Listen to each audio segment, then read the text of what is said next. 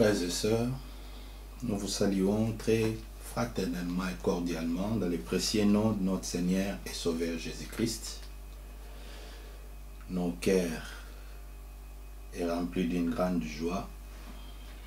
Pour cette occasion encore, le Seigneur nous accorde pour le partage de sa parole.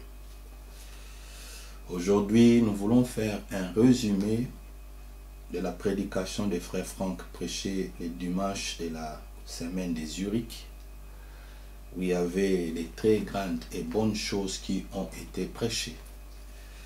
Sans pourtant perdre le temps, nous allons adresser quelques mots de prière à notre Seigneur. C'est son œuvre, c'est sa parole, et par son esprit qui puisse nous guider de tout ce que nous pourrons encore entreprendre. Là où vous êtes, que le Seigneur vous bénisse richement, à quiconque qui va tomber à cette émission ou à cette vidéo, que Dieu vous bénisse et qu'il soit propice à votre égard, qu'il écoute aussi vos prières. Prions tous ensemble. Merveilleux Père Céleste, nous venons encore auprès de toi dans le précieux nom de notre Seigneur et Sauveur Jésus-Christ pour élever et louer ton Saint-Nom. Toi, tu es le Dieu qui fait des choses au-delà de ce que nous pourrons penser et au-delà de notre attente. Il t'a plu dans ta volonté de nous donner encore cette occasion d'adresser à ton peuple à la parole de vie, mais c'est toi qui es l'auteur qui communique la vie à ton peuple, Seigneur. Donne-nous la vie selon ta parole. Pardonne nos manquements, pardonne nos fautes, pardonne tout ce que nous avions commis devant toi qui n'était pas juste. Tu sais que nous sommes humains. Si j'ai des faiblesses, des manquements et des défaillances de chaque jour. Mais nous savons encore, il y a le sang qui est encore sur le trône de la grâce, par lequel, Seigneur, tu appelles le pécheur à venir, d'être plongé dans ces larmes et de sortir plus blanc que la neige. Nous les croyons, Seigneur, que tu sauves encore, tu ramènes ceux qui étaient perdus. Seigneur, tu donnes la vie aux morts et tu vivifies ta parole à ceux qui l'ont accepté. Bénis ton serviteur fidèle et prudent, Ewad Franck. Bénis aussi l'instant que nous allons passer ensemble, Seigneur. Nous te confions ces temps, sois les nôtres dans tout ce que nous allons entreprendre. Par ton esprit qui dit toutes choses, nous nous soumettons à toi. Au nom de Jésus, nous avions ainsi prié. Amen. Gloire soit rendue à notre Dieu. Nous chanterons seulement un cantique avant que nous puissions passer à l'observation de la parole, que nous avions voulu faire un résumé de la prédication prêchée le dimanche passé pour les comptes de Zurich par notre bien-aimé, une bouche mandatée, le frère Ewad Franck. Chantons d'abord et après nous passerons directement à l'observation de la parole.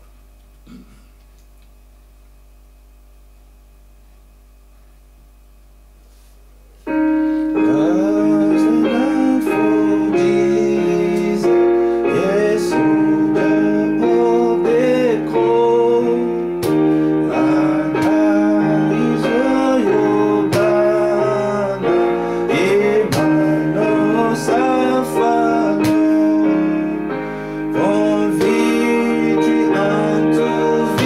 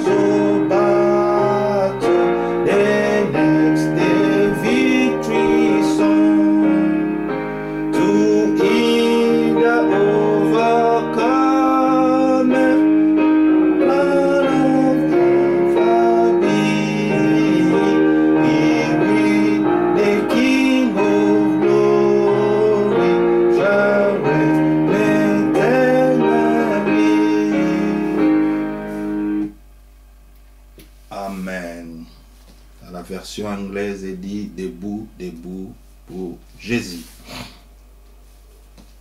Bien-aimés frères, que le Seigneur encore vous bénisse richement. C'est une grande opportunité que le Seigneur nous a donnée encore cette journée d'aujourd'hui. Par la grâce de Dieu, nous voulons faire un résumé de ce qui a été prêché les dimanches des Zurich par notre bien-aimé Ewad Frank. L'écriture du commencement, c'était dans Ésaïe, le chapitre 40. Et le frère Cheryl avait considéré le verset 27 jusqu'au verset 31. Ésaïe, le chapitre 40, du verset 27 jusqu'au verset 31. L'écriture dit: Pourquoi dis-tu, Jacob? Pourquoi dis-tu, Israël? Ma destinée est cachée devant l'Éternel. Mon droit passe inaperçu devant mon Dieu. Ne le sais-tu pas? Ne l'as-tu pas appris? C'est le Dieu d'éternité, l'Éternel qui a créé les extrémités de la terre. Il ne se fatigue point, il ne se lasse point. On ne peut sonder son intelligence. Il donne de la force à celui qui est fatigué, et il augmente la vigueur de celui qui tombe en défaillance. Les adolescents se fatiguent et se lassent, et les jeunes hommes chancellent. Mais ceux qui se confient en l'Éternel renouvellent leurs forces. Ils prennent le vol comme les aigles. Ils courent et ils ne se lassent point. Ils marchent et ils ne se fatiguent point. Que Dieu ajoute la bénédiction à la lecture de sa parole. Nous avions vu ici Jacob, qui plus tard le Seigneur avait changé son nom pour qu'il soit appelé de nouveau Israël. Cet homme choisi par Dieu, Jacob, qui est le type de la grâce. Dieu l'a choisi de son vrai nom, Jacob, qui veut dire un supplanteur, un menteur. Il a volé les droits d'aînesse de son frère. Mais regardez, par sa mère, Rebecca, quand elle avait entendu que le temps était venu pour que leur père leur bénisse, vous connaissez toute cette histoire, il est venu pour prendre ou voler la bénédiction de son frère. Mais plus tard, quand il a rencontré le Seigneur lui a changé le nom et lui a appelé Israël, un prince de Dieu. Bien-aimés frères, mais regardez, il fit un temps que cet homme demandait de son avenir, de son droit qui était inaperçu. Il n'a pas questionné aux hommes. C'est ça le problème des grandes erreurs que nous commettons. On se lamente des fois, on est plénichant auprès des hommes au lieu d'amener nos problèmes devant Dieu. Mais regarde ici, nous avions lu. Mais dans le verset 28, le Seigneur lui dit: ne le sais-tu pas, ne l'as pas appris, que c'est le Dieu de l'éternité, l'Éternel, qui a créé les extrémités de la terre. Ce Dieu-là ne se fatigue point, ne se lasse point. Et personne ne peut sonder son intelligence. Oui, bien-aimés, nous savons réellement que Dieu, tout ce qui nous arrive dans la vie, c'est le Seigneur qui le permet. Mais ici, quand cet homme, Jacob, a demandé beaucoup de questions à Dieu, la réponse lui a été donnée directement. Et dans le verset 29, il dit: il donne la force à celui qui est fatigué. Matthieu le chapitre 11, verset 28. Venez à moi, vous tous ceux qui êtes fatigués et chargés, moi, le Seigneur, je vous donnerai du repos. C'est lui qui donne de la force. Mais écoutez ici, il dit: il augmente la vigueur de celui qui tombe en défaillance.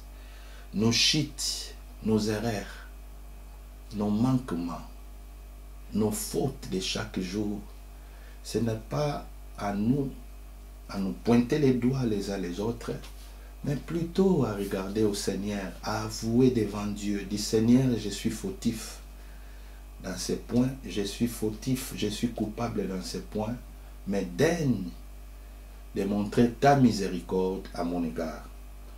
Et vous pouvez continuer tous les textes. On a voulu seulement brosser là-dessus pour montrer combien tout ce qui nous arrive, le Seigneur est au courant. Il n'y a rien qui peut passer inaperçu devant notre Dieu. Mais regardez cet homme qui s'est lamenté. Mais le Seigneur lui a parlé clairement. Bien-aimés frères et sœurs, dans cette prédication, les frères Franck avaient touché beaucoup de points. Aujourd'hui, nous croyons dans ces messages bibliques des temps de la fin, envoyés par un prophète promis dans la Bible, déjà dans l'Ancien Testament. Dans le même chapitre, allons avec moi, toujours dans Ésaïe, le chapitre 40. Mais maintenant, considérons le verset 3. Une voix crie, « Préparez au désert les chemins de l'Éternel. Aplanissez dans les lieux arides une route pour notre Dieu. Que toute vallée soit exaucée, que toute montagne et toute colline soient abaissées, que les coteaux s'échangent en plaine et les défilés étroites en vallons. » Verset 5. Alors la gloire de l'Éternel sera révélée, et au même instant toute chair la verra, car la bouche de l'Éternel a parlé. Bien-aimés frères, ici nous voyons, c'est le ministère de Jean-Baptiste. Jean-Baptiste était aussi un prophète de Dieu, par lequel son ministère n'avait pas duré beaucoup de temps, presque 6 mois. Sa mission était venue pour introduire celui par lequel le peuple attendait pour élever la chute d'Israël et donner le salut aux nations. Cet homme est venu avec un message, parce que dans Malachie, le chapitre 4, le verset 5 et 6, deuxième partie ou première partie du verset 6, il est dit pour Jean-Baptiste, il ramènera les cœurs de père à la fois des enfants, à la fois apostolique. La deuxième partie concerne le prophète de notre temps. Lui ramènera les cœurs des enfants à la fois apostolique. Cet homme était venu, il a crié, il avait un message. Et son message s'est pointé vers celui par qui les prophètes de l'ancien temps ont prophétisé. Ils voulaient sonder même voir les temps que nous vivons aujourd'hui. Mais les autres, le Seigneur les avait dit, allez vous reposer, car ces temps, comme il avait dit à Daniel, concernent les temps de la fin. Mais c'est les temps que nous vivons aujourd'hui. Malachie, le chapitre 4, verset 6, deuxième partie, il ramènera les cœurs des enfants à leur père. Nous, les enfants, nos pères sont des pères apostoliques. Il est aujourd'hui strictement que dans chaque assemblée, chaque croyant, qu'il puisse veiller à tout prix, chaque prédicateur, que la prédication apportée parmi les peuples de Dieu cadre avec la parole apostolique. Nous avions reçu un message, nous ne sommes pas une dénomination. Ce message nous appelle à considérer de bout à l'autre, par nos pratiques, par nos paroles, que ça cadre avec la parole de Dieu.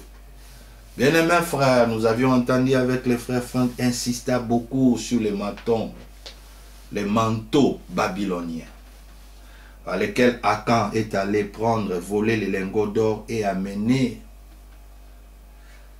dans les camps Et à cause de cette action, cela a porté préjudice, a causé l'échec parmi les enfants d'Israël. C'est ça le comble aujourd'hui. C'est ça le comble aujourd'hui.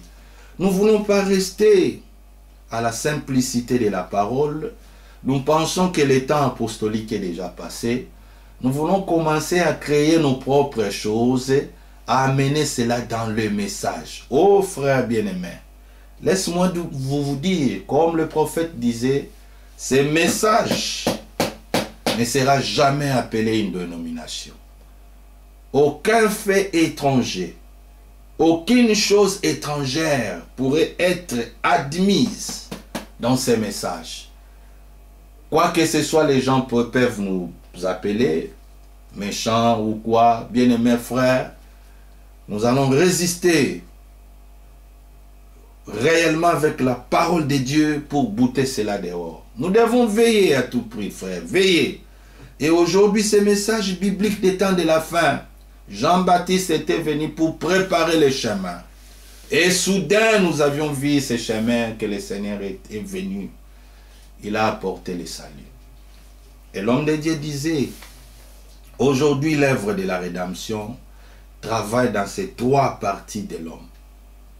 Profondément dans l'âme, l'âme est déjà sauvée, parce que l'Écriture dit, l'âme qui pêche, c'est celle qui mourra.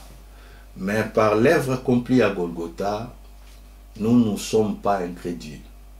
Nous avions accepté l'œuvre de la croix. Nous avions accepté le Seigneur Jésus-Christ et aujourd'hui le salut est accessible. Nous sommes sauvés par grâce. Mais il dit encore, il faut que ce travail se fasse aussi dans notre esprit. Que le Seigneur puisse nous libérer, nous rendre free, nous rendre libres, nous affranchisse à des choses, à des convoitises, à des passions qui pourraient combattre à notre esprit, pour que nous puissions manifester des comportements qui pourraient être vus comme des rebelles devant les yeux de Dieu. Oh, que Dieu nous aide à libérer notre esprit aux convoitises de l'esprit, au souillir, à toutes ces choses que nous pourrons méditer, à des mauvaises choses, à des mauvais sentiments qui pourraient nous empêcher à être en contact avec Dieu et à être en communion parfaite avec Dieu et en communion parfaite les uns avec les autres. C'est pour cela que nous attendons que le Seigneur, et nous voulons qu'il libère nos esprits, que nos esprits soient réellement libres, que nous ne puissions jamais penser mal contre un frère, que nous ne puissions jamais faire des préjudices à l'œuvre de Dieu, que nous ne puissions jamais amener la honte à ce que nous faisions. Et la dernière partie, c'est nos corps. Ce corps ici nous pousse à des choses bizarres. Des fois, quand nous commettons des choses, nous regrettons même. Nous disons, oh Seigneur, comment le diable pourrait me saisir à faire de telles choses qui amènent l'opprobre, qui amènent la honte, même à ma propre vie, à ma famille, à la communauté, à l'église, à mon témoignage. Oh bien-aimé, de la même manière que l'œuvre de la création, le Seigneur a commencé le premier jour et achevé le sixième jour. Quand il a regardé à la fin, il dit toutes choses étaient bonnes et il s'est reposé. De la même manière aussi, l'œuvre de la rédemption. Comme cela est dit dans Philippiens chapitre 1, je suis persuadé que l'œuvre que le Seigneur a commencé en vous, il faut qu'il commence en nous d'abord. Pas dans une église, parce qu'aucune église, aucune religion sauvera. Il faut que l'œuvre commence de l'intérieur pour qu'il soit manifesté pleinement à l'extérieur. L'œuvre qu'il a commencé à nous, c'est lui, le Seigneur, qui a commencé, qui lui rendra aussi parfaite les jours de Jésus-Christ, qui est le jour de l'enlèvement. Le Seigneur ne nous laissera pas partir à l'enlèvement avec des confusions, avec des faiblesses, avec des défauts, avec des reproches, avec des conflits, avec des choses qui nous repoussent les uns avec les autres. Aujourd'hui, bien-aimés, ce n'est plus pas le temps de nous combattre les uns les autres, mais c'est le temps de lui faire confiance.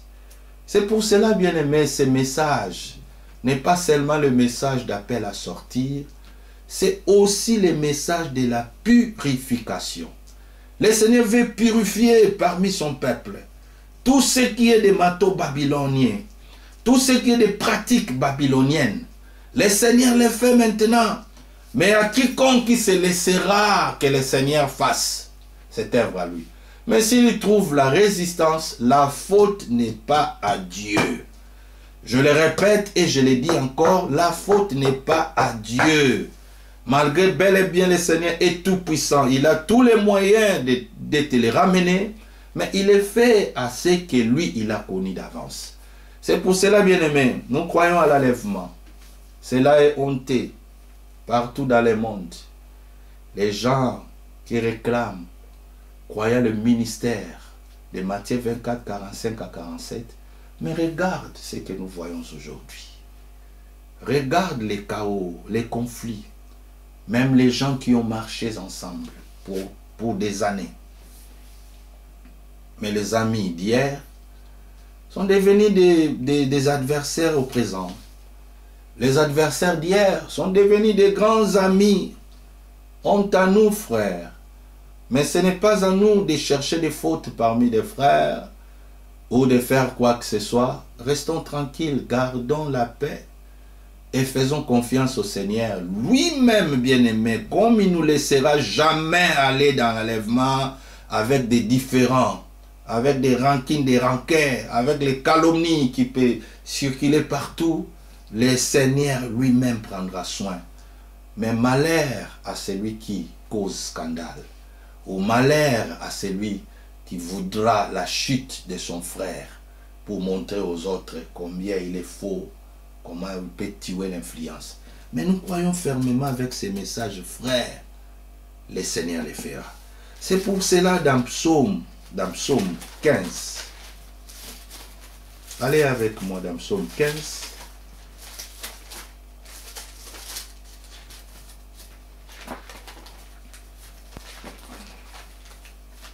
Psaume chapitre 15,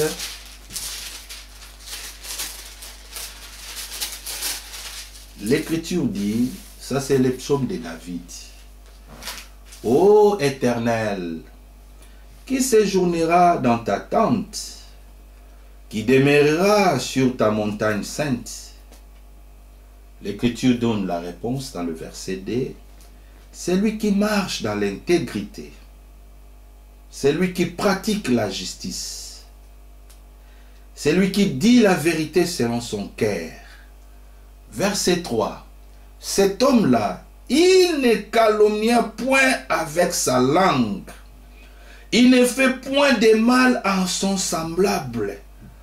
Il ne jette point l'opprobre sur son prochain. Verset 4. Il regarde avec dédain celui qui est méprisable. Mais il honore ceux qui craignent le Seigneur. Il ne se rétracte point. Il se fait un serment à son préjudice. Alléluia. Mais écoutons, continuons. Il n'exige point d'intérêt de son argent. Et il n'accepte point de dons contre l'innocent.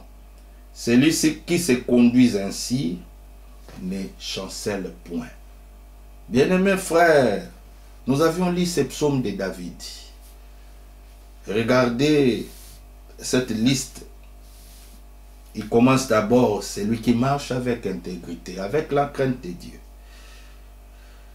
Celui qui pratique la justice, il juge des choses d'une bonne manière, sans émotion, sans parti pris, sans sentiment. Il juge des choses d'une manière, il appelle mal, mal, bien, bien, quoi que ce soit la personne qui l'a fait. Même si c'est son grand ami, si c'est à condamner, il condamne. Si c'est encouragé, il encourage. Il encourage point les mal. Ils ne se font pas. Il dit, bon, nous mourrons ensemble, nous vivons ensemble. Non, si c'est le mal, les mal. Mais regarde maintenant ici, il dit, il ne calomnie point avec sa langue. C'est ça un grand problème que le frère Franck avait beaucoup insisté dans cette prédication de la semaine des Ériques. Les calomnies, bien-aimés frères.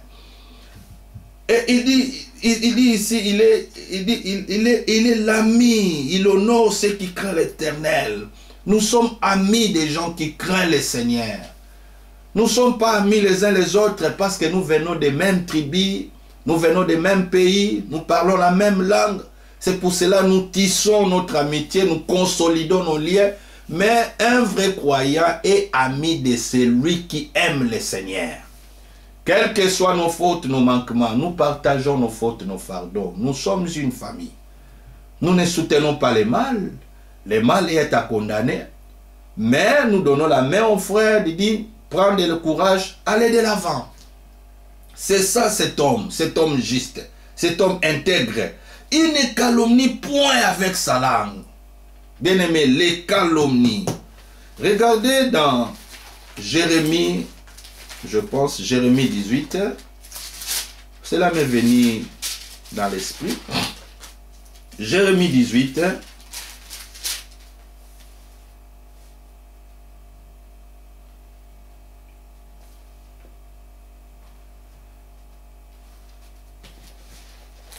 Attendez, je vais chercher l'écriture.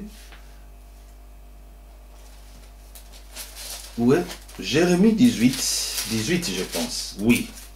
L'écriture dit, ça ce sont des gens qui ont fait complot contre Jérémie. Regardez leur discours. Ils disent, ça c'est Jérémie qui parle, il dit, et ils ont dit, venez, complotons contre Jérémie.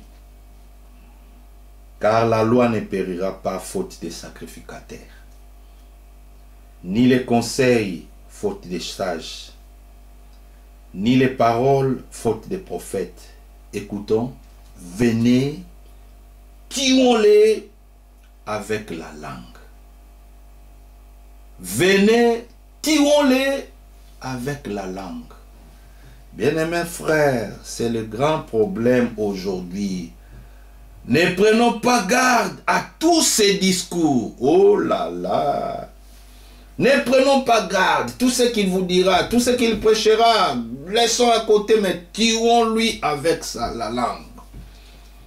Je ne sais pas, frère. C'est horrible. C'est vrai, c'est écœuré. En constatant ce qui s'est fait aujourd'hui.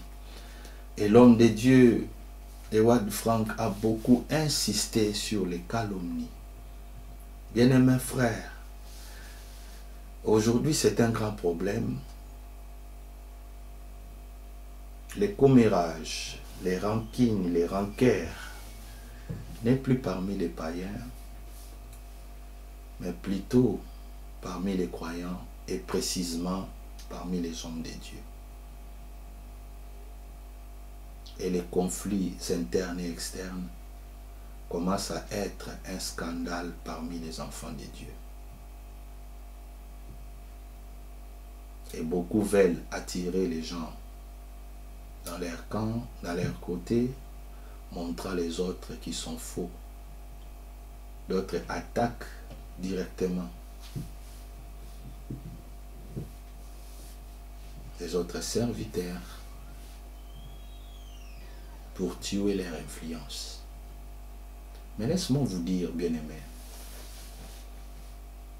c'est avec un cœur meurtri, avec beaucoup de regrets, que nous voyons toutes ces divisions parmi nous. Dans le temps passé, j'étais encore trop jeune. Nous avions vu nos aînés combattre, ils ont combattu contre les 7 tonnerres. Pour montrer dans la Bible que les 7 tonnerres, c'était une chose que les gens avaient entendue, mais on lui a été dit, n'écris pas. Et nous, nous croyons seulement ce qui est écrit. Ce qui n'est pas écrit, les choses cachées, nous laissons à Dieu Et les choses révélées, c'est pour nous et pour nos enfants. Nous sommes un peuple basé dans les Écritures. Alors, ce que nous lisons, c'est ce que nous prêchons. Alors, la foi vient de ce qu'on entend. Ce que vous entendez, c'est qui produit la foi en vous. Alors, si votre foi est basée en des choses qui ne sont pas écrites, alors votre foi est tellement vaine. Mais vous voyez, dans les temps passés là, les frères ont montré réellement que les 7 tonnerres n'étaient pas révélés. Et les frères qui voulaient rester avec cette doctrine, cet enseignement, il y avait cette séparation. Et les frères ont continué. Et parmi nous encore, il régit d'une doctrine, la foi et la grâce. Les frères ont dit non. C'est la foi ou la grâce. Parce que ce n'est pas la foi et la grâce. La conjonction, pas sa conjonction, ou la grâce. Parce que, pardon, la loi. La loi était une dispensation qui a conduit tous les peuples pendant l'Ancien Testament. Et quand le Seigneur Jésus-Christ vint, il est venu avec la grâce et la vérité. Une nouvelle dispensation, une nouvelle période avait commencé. Mais maintenant, le salut n'est pas le produit d'une œuvre quelconque que l'homme doit faire pour être agréable devant Dieu. Mais le salut, c'est un don gratuit de Dieu en acceptant l'œuvre que le Seigneur a déjà accomplie il y a cela 2000 ans. La croix de Golgotha. Et lié aussi cette séparation, les frères ont resté avec leurs enseignements. Mais Dieu merci aujourd'hui, par des prédications des années 80, des anciennes prédications que les frères Franck avaient apportées à Krefeld, les choses sont maintenant claires. La foi a ses œuvres, mais ce n'est pas le mérite de l'homme. Cette discussion, je pense, aujourd'hui, est déjà claire. Ce n'est pas le triomphalisme pour dire ou quoi que les frères ne voient pas bien, mais les choses se rendent tellement limpides, claires aujourd'hui. En avançant encore, il y a une autre doctrine sur la polygamie. Si le nom hébreu est Yehoshua Mashiach. Les esprits se sont réjouis encore. Les frères ont combattu, ont montré par les Écritures qu'à chaque nation, le Seigneur se révèle à un nom. Nous appelons le Seigneur Jésus-Christ. Le peuple d'Israël appelle le Yahshua, c'est-à-dire Jéhovah Sauveur. Les Anglais l'appellent Jesus Christ.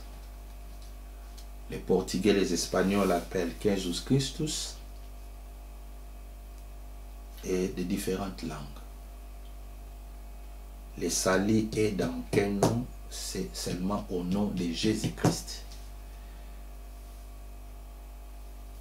Et à ce qui concerne la polygamie, dès le commencement, il n'y avait qu'un seul homme et qu'une seule femme. Alors pour des raisons d'éviter l'impudicité, que chaque homme ait sa femme. Les frères veulent montrer en relation avec Manoah beaucoup de choses. Bon, ce sont des esprits, mais nous laissons tout entre les mains du Seigneur. Nous voyons, au commencement n'était pas ainsi. Il n'y avait qu'un seul Adam et qu'une seule Ève. Mais qu'est-ce que nous voyons aujourd'hui encore, frères? Parmi des frères que nous avions marché ensemble. Et ces choses même, ces conflits commencent même a amené une distraction terrible et a levé les enfants de Dieu à fixer leur focus dans le but principal qui est la préparation pour l'enlèvement. Qui séjournera dans sa tente? Qui montera à la montagne sainte? Nous avions lu dans Psaume. C'est celui qui marche avec intégrité. C'est celui qui marche avec justice et qui ne calomnie point avec sa langue. Les calomnies. C'est pour cela, dans 1 Corinthiens, le chapitre 6, l'homme de Dieu, Howard Frank, que Dieu lui bénisse richement, un vrai homme de Dieu, il a montré les 10 caractères qui peuvent exclure un homme ou une femme à être candidat ou à prendre part au royaume de Dieu ou au royaume des cieux. 10 mauvais caractères qui excluent totalement, sans grâce, sans miséricorde, que l'homme à être candidat de l'enlèvement. 1 Corinthiens, le chapitre 6, versets 9 à 10. L'Écriture dit: ne savez-vous pas que les injustes n'hériteront point le royaume de Dieu? Ne vous y trompez pas. Ni les impudiques, ni les idolâtres, ni les adultères, ni les voleurs, ni les infâmes, ni les voleurs, ni les cupides, ni les ivrognes, ni les calomniateurs ou les outragés, ni les ravisseurs n'hériteront les royaumes de Dieu. Bien-aimés frères, ça c'est l'homme de Dieu, apôtre des nations, Paul qui le parle. Il montre les 10 caractères, les 10 mauvais caractères qui peuvent exclure un homme ou une femme à prendre part au royaume de Dieu. Frères, examinons nous-mêmes. Nous pourrons bel et bien crier: je fais 40 ans, je fais 30 ans, je fais 10 ans dans les messages, je sers le Seigneur depuis des années. Mais si ces choses se retrouvent en nous, exclues, et surtout les frères avaient appesanti sur les calomnies, il a appesanti cela en disant que les calomniateurs, ce sont des gens, ce sont des choses qui répandent aujourd'hui parmi les peuples. Les calomnies. Les gens ont toujours une chose à reprocher les autres. Ils ont toujours une chose à avoir, à réunir pour tuer l'influence de l'autre, pour les déclasser de la course, pour que les gens les voient d'une mauvais œil. Bien-aimés, que le Seigneur nous aide. Cela nous attriste de voir aujourd'hui, même parmi nous, et surtout parmi des prédicateurs, les calomnies. Chacun fait se créer victime en disant c'est lui qui est calomnié. Mais au contraire, tous font les jeux de l'ennemi. Et puis quand quelqu'un dénonce comme ça, tu es devenu un élément à battre, à vous isoler, à dire à tous les frères ne plus le contacter, ne pas être en contact avec lui. Bien-aimés frères, mais le temps que nous sommes arrivés, mieux vaut de marcher seul que d'être mal entouré. C'est pour cela, dans Ephésiens le chapitre 4, verset 27, dans nos Bibles est écrit, utilisez le nom diable. Mais dans la version où le frère Franck avait lu, il a utilisé le mot le diable.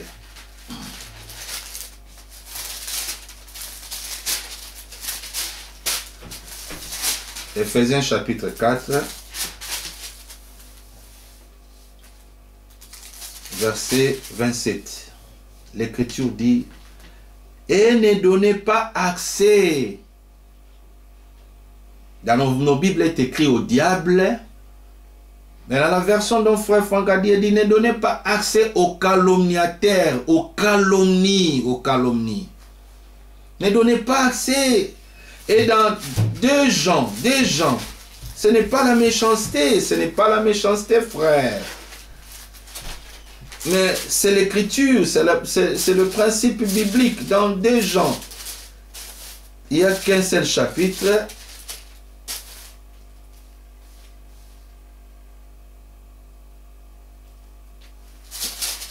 Deux Jean, que j'arrive là, permettez-moi, qui a seulement qu'un seul chapitre. Commençons à partir du verset 7. Car plusieurs séducteurs sont entrés dans le monde, qui ne confessent point que Jésus-Christ est venu en chair. Il nie les parousies de sa première venue. Celui qui est tel, c'est le séducteur et l'antichrist. L'exhortation donnée: prenez garde à vous-même, afin que vous ne perdiez pas les fruits de votre travail, mais que vous receviez une pleine récompense. Verset 9.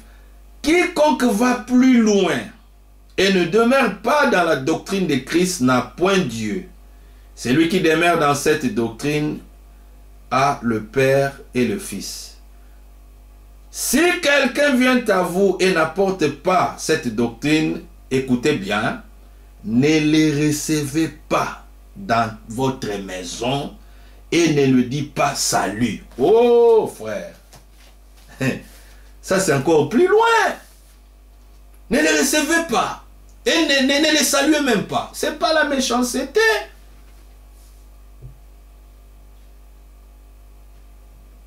Je ne sais pas si nous comprenons. L'homme de Dieu, Jean, était sérieux. C'est pas il était dur. Non, il voulait nous éveiller à notre propre conscience. Quand tu es seul consciencieusement que tu dis que le problème ici, c'est la vie ou la mort. Je ne donnerai pas le temps à quelqu'un pour venir m'influencer, pour venir me parler mal d'un frère, pour venir me parler mal d'un serviteur de Dieu. Quel que soit cet homme est dans l'erreur, qu'est-ce que le Seigneur nous a dit? Prions. Si le Seigneur ne l'a pas vu, il va le déloger. Si le Seigneur lui laisse encore, il veut que sa folie soit à l'évidence à tous les peuples. Mais ce n'est pas à nous de choisir. Lui, il a le ministère, lui n'a pas. Lui, il est un bon serviteur, lui n'est pas, parce qu'il est contre des choses que vous faites, ou bien il est contre de quelques systèmes. Non. Bien-aimés frères et sœurs, nous devons être prudents et à ne point entrer dans des conflits que nous ne savons pas son issue et son aboutissement. Beaucoup sont entraînés dans ces choses à cause de camaraderie, à cause de fanatisme. Et vous pouvez vous demander, lui et moi, lui et l'autre, est-ce qu'ils ont un conflit réel? Mais parce qu'un serviteur avait un conflit avec un autre, comme il entraîne beaucoup de gens derrière lui, regarde aussi son groupe là, et est entraîné dans ce même esprit-là pour rejeter l'autre. Que Dieu nous aide, frère. Et les gens répondent des calomnies de gauche à droite, des calomnies de gauche à droite. Mais je vais vous lire ce que William Branham a dit, et nous tendrons aussi vers la fin. C'est la prédication triste et la révélation des mystères cachés de Dieu. L'homme de Dieu dit ceci: surtout aimez-vous les uns les autres. Aimez-vous les uns les autres. Peu importe ce que le diable essaye de dire. Donc, le diable, c'est lui le père des calomnies. Et quiconque qui répand des calomnies, il est commissaire du diable. Il joue le rôle du diable et il amène le poison. Et le poison amène la mort. Peu importe ce que le diable essaye de dire. Vous avez beau être maintenant une belle assemblée bien unie. Souvenez-vous de mon avertissement. Vous comprenez? Satan ne veut pas vous laisser dans cette union. C'est ça le problème. Dès le commencement en Genèse, Satan n'avait pas voulu voir Adam, le fils de Dieu, être en communion avec son Père.